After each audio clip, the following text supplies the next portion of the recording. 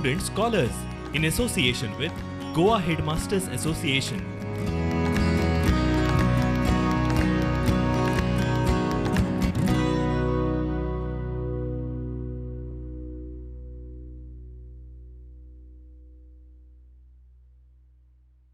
Hello and welcome back, students. I'm teacher Sandra the Cunha. Today I'm going to be taking chapter 7, Glimpses of India. This particular chapter 7 has got altogether 3 units. The first unit is a baker from Goa, the second one is Kurg, and the third one is tea from Assam. Well, students, all 3 lessons of this particular chapter 7 are very, very interesting. And each one has got a beautiful story to tell. Well, let us take the first chapter, A Baker from Goa. Well, if I ask you the first question before I start my lesson, who wakes you up early in the morning? I'm sure the reply will be prompt from everybody, and all of you will agree and say it's the sound of the baker. The baker comes to our doorstep making the sound, all right, on his cycle or on his scooter. And this is how he comes early in the morning to deliver bread to our homes, to each one of us. And it is the sound of the baker which wakes us up. We all feel excited to have that fresh bread early in the morning.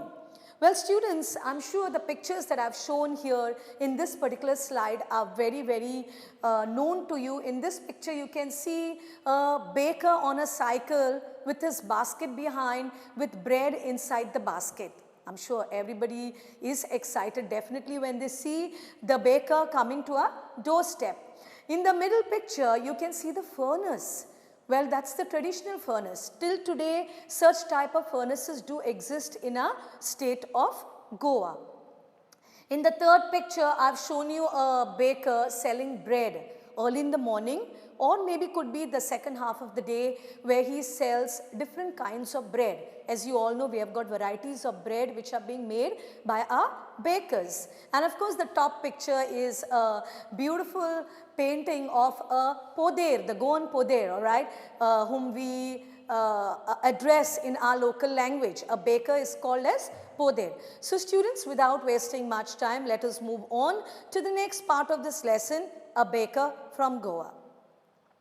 I'm going to be telling you a little bit about the author who has written this particular lesson, A Baker from Goa, and the author is Lucio Rodrigues. 1916 he was born, and it goes up to his journey till 1973. He was a great Konkani essayist, all right. He wrote several articles in English and Konkani to various periodicals and magazines. He served as a visiting professor of folklore at many universities and also as a professor of English in Mumbai and in Goa. His essays were published under the title of Soil and Soul and Konkani folk tales. Subtle humor and informal narration are the essential features of his writings. So this is a little bit about the author Lucio Rodrigues. Now in this picture, I have shown you 2 bakers in a furnace. This is a traditional Goan bakery, all right. Early in the morning, if you, or even midnight, you can see the bakers, they are at work because they start baking the bread depending upon how much are to be made for the next day. The orders that they have, they will start making the bread for us. So A Baker from Goa is a pen portrait of a traditional Goan village baker who still has an important place in the society. What changes take place in the life of the baker with the passage of time? Here is a glimpse presented in this extract. Students, I'm going to be taking you a journey right from the Portuguese days, all right, where we had the baker in our society till now, all right, the modern society. And if you have seen, there is a huge change between a baker during the Portuguese times and a baker in a modern times, all right. This is exactly what we are going to be studying at the end of the lesson. There is a huge difference between the 2 bakers. That is a baker during the Portuguese days and a baker now. Here the narrator recalls his childhood in Goa. The baker used to be their friend, companion and guide. He used to come at least twice a day. Alright, the children ran to meet the baker the moment they heard the jingling thud of his bamboo. He would greet the lady of the house, and the elders enjoyed the typical fragrance of those loaves, and the kids the music of the bamboo. You know, those days the baker would come with a peculiar dress. It would be a long black colored dress which was in the local language known as kabai. Okay, he would wear that dress and he would hold the basket on a bamboo stick. All right, the basket would be, I'm going to be showing you the picture in the next slide. The basket would be on the bamboo stick, and as soon as he reaches the house he would make the sound with his bamboo.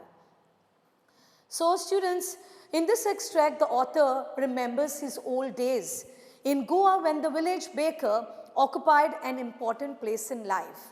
Although with the passage of time, people do not eat so much bread, yet the village bakers are still there. Alright, these bakers still exist and the furnaces do. They have not disappeared, alright. The tradition which was followed by the forefathers still now has been followed by the younger generation. The Portuguese were famous for preparing those loaves of bread. They left Goa long ago, but the traditional work of the bakers is still seen in Goa. The furnaces in which the bread was baked are still there. The sound of the traditional baker's bamboo can still be heard. Someone in the baker's family still carries on the business and the tradition. These bakers are known as padeiro in Goa even today. Alright, in Portuguese the pronunciation is padeiro, alright. In, of course, our local language we call the baker poder. Exactly, that's what's the difference, alright. The author recalls that a baker used to visit the village twice a day, as I've already mentioned to you, and he was more of a guide to his family, a friend. Now students, I've just given you the summary of this lesson, A Baker from Goa. We shall read this lesson now and understand more about it in detail. A Baker from Goa. This is a pen portrait of a traditional Goan village baker who still has an important place in his society. Our elders are often heard reminiscing nostalgically about these good old Portuguese days. Those eaters of loaves might have vanished, but the makers are still there. We still have amongst us the mixers, the molders, and those who bake the loaves. These age-old, time-tested furnaces still exist. The fire in the furnaces has not yet been extinguished. The thud, okay, this I will continue in the next slide. Now what does the author say here? Elders are nostalgic about the Portuguese bread. Elders in Goa still fondly think about those good old Portuguese days and their famous loaves of bread. The moment they get that smell, they become very nostalgic. What is the meaning of nostalgic, students? It means fondly thinking about the past. Okay, keep this word in mind, nostalgic. It means remembering the past.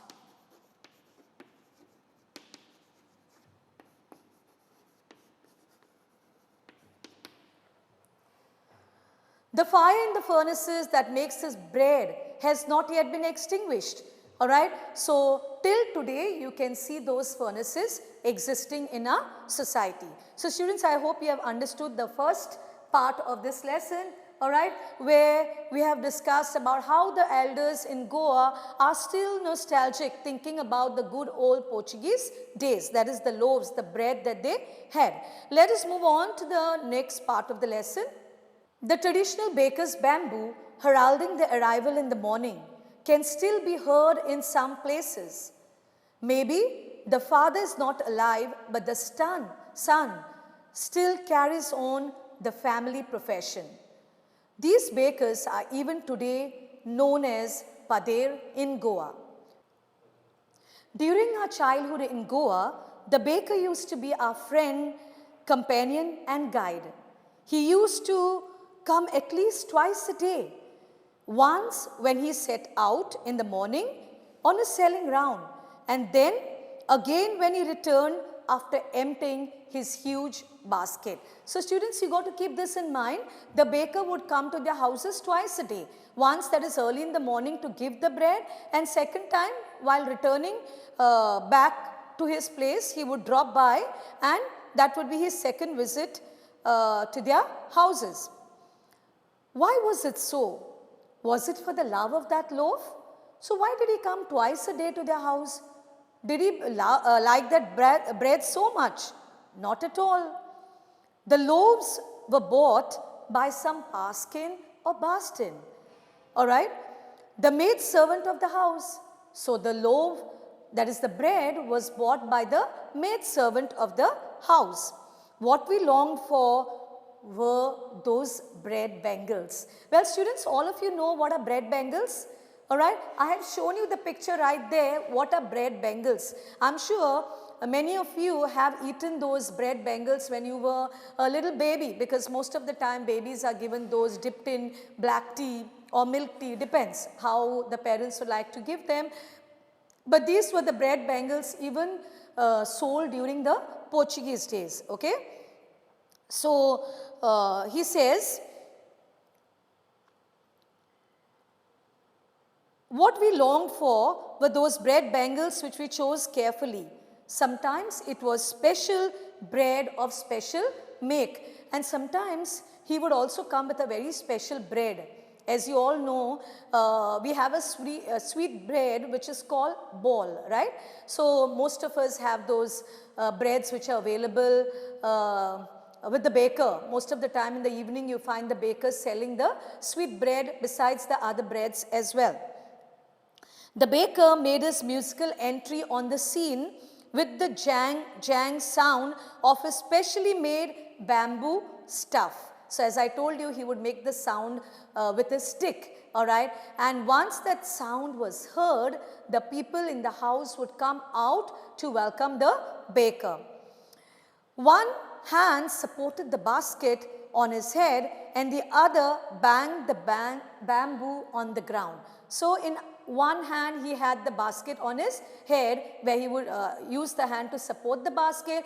On the other hand he would hold the stick and make that jang sound, alright. He would greet the lady of the house with good morning, and then place his basket on the vertical bamboo. So he would greet the lady of the house early in the morning, and then place his basket on the vertical bamboo.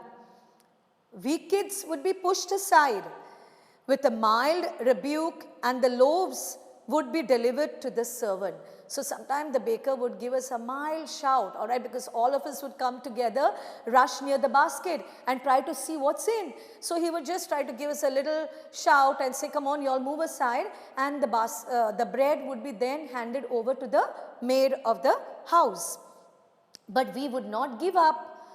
We would climb a bench or the parapet and peep into the basket. So the author fondly remembers, he says, we would not give up even if the baker insisted on us moving aside. We would try to peep inside the basket and see what is still inside, alright, either standing on a parapet or on the, or try to see what is inside the basket. Somehow I can still recall the typical fragrance of those loaves. And Lucio Rodriguez says he can still recall the fragrance, the aroma, the smell that he would get of the loaves, that is the bread. Loaves for the elders and bangles for the children. So loaves, bread were meant for elders, okay, and the bread bangles which I have shown you in the picture there, they were meant for the children.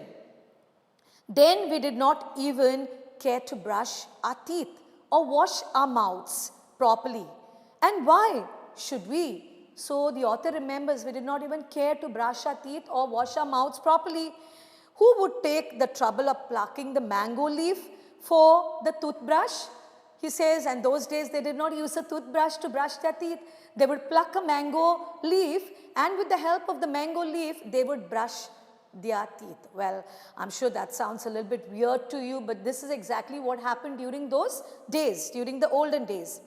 And then he says, why was it necessary at all?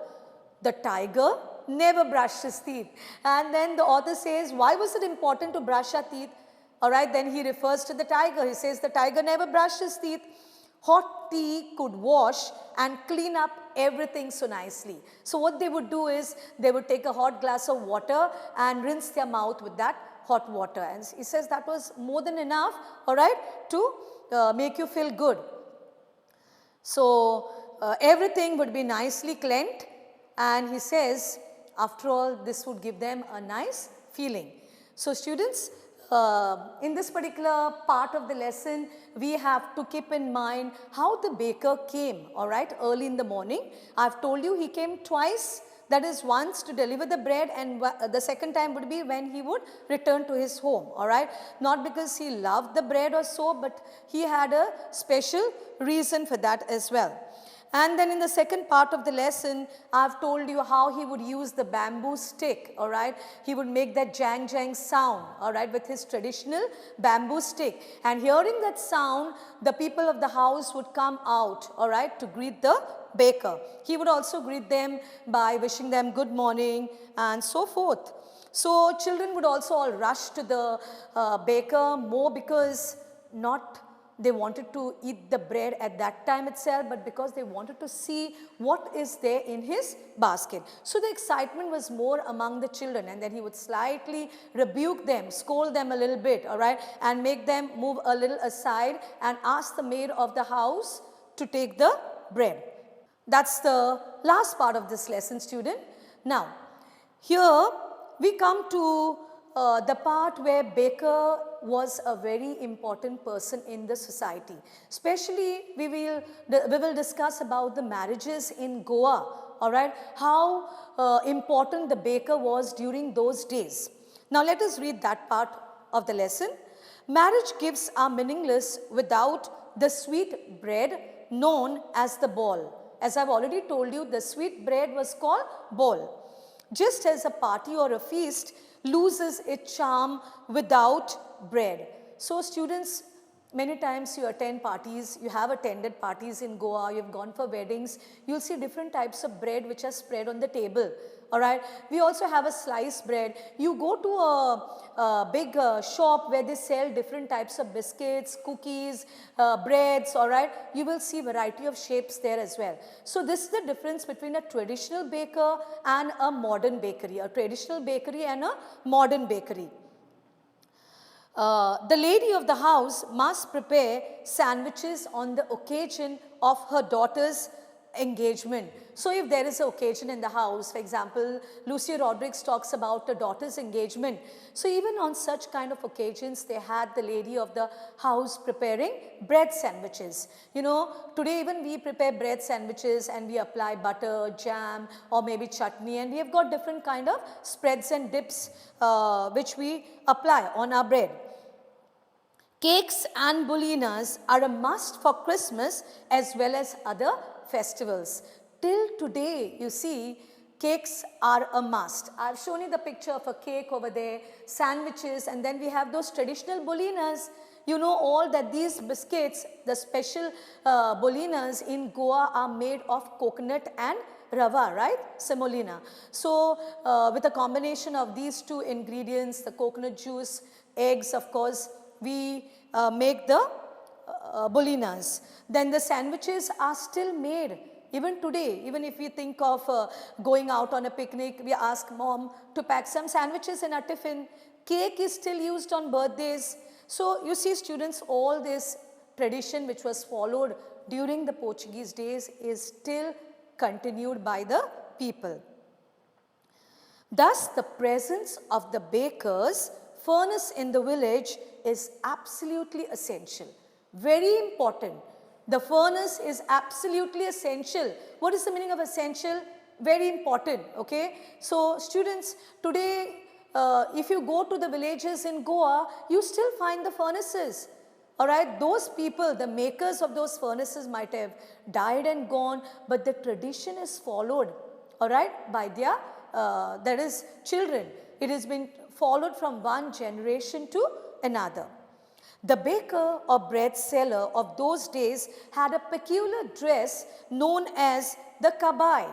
Alright students, they wore that long dress. It was a dress which was called in their language kabai. Kabai means a long dress, okay. Today you see a baker coming with a shirt and a pant, alright, or a t-shirt and a pant.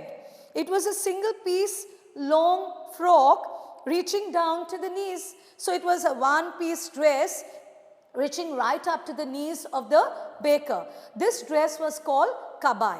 Students, keep in mind this dress was worn during the Portuguese days. Alright.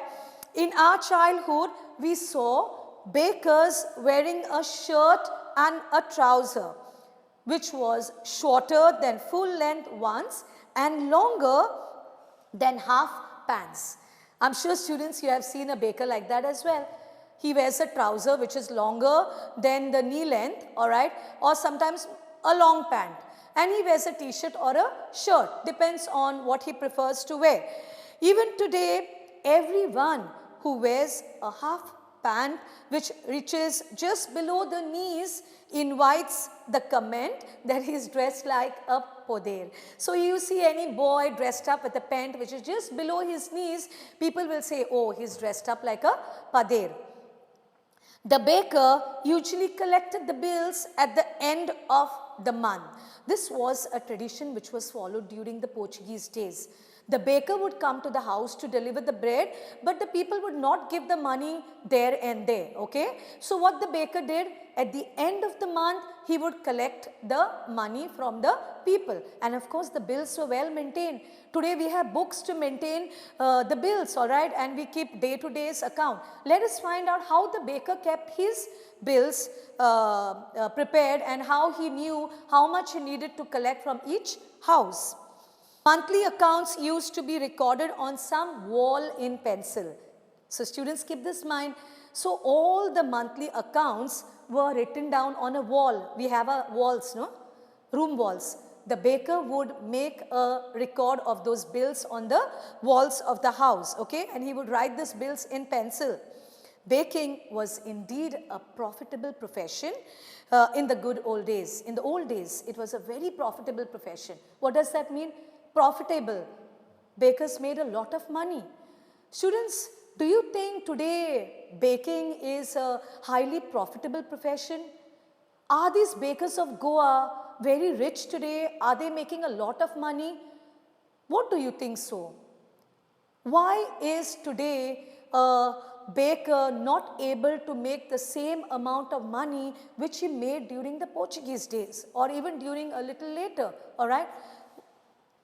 It is said that the baker and his family never starved during those days because for them baking was a very profitable profession. They never starved, okay.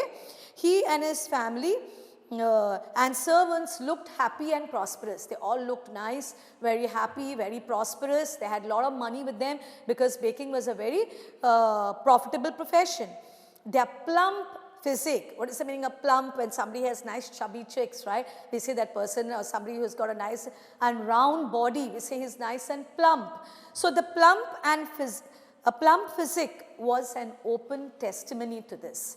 So the way the baker and his family looked like, all of them were nice and round, they were fat, okay, they were very healthy.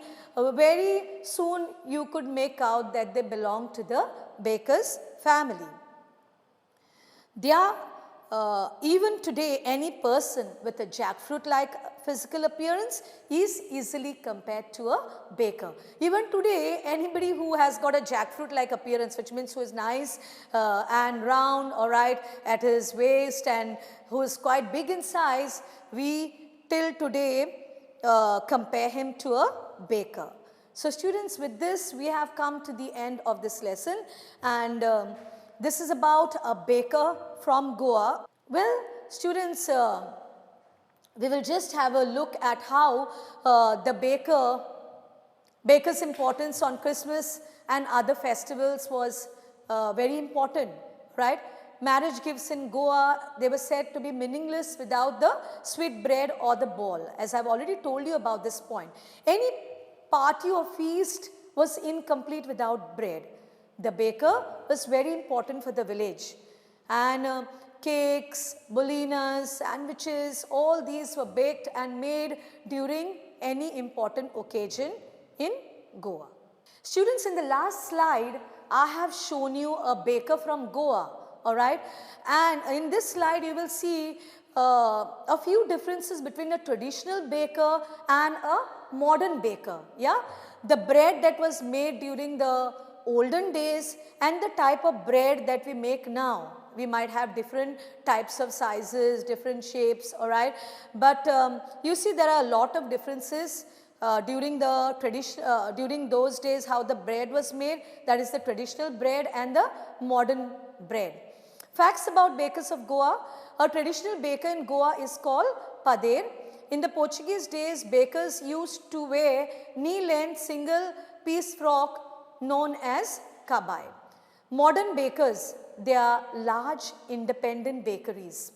Their products are biscuits, bread, various other types of snacks, alright, and they are not only sold in the place where they belong to, but they are transported even from one district to another. For example, in Goa, let's take from South Goa, they are even transported to North Goa. From North Goa, they are even brought to South Goa and sold. So this is the difference between a traditional baker and a modern baker. So students, once again, I suppose already the lesson is explained to you and you have understood it well. Thank you and have a good day.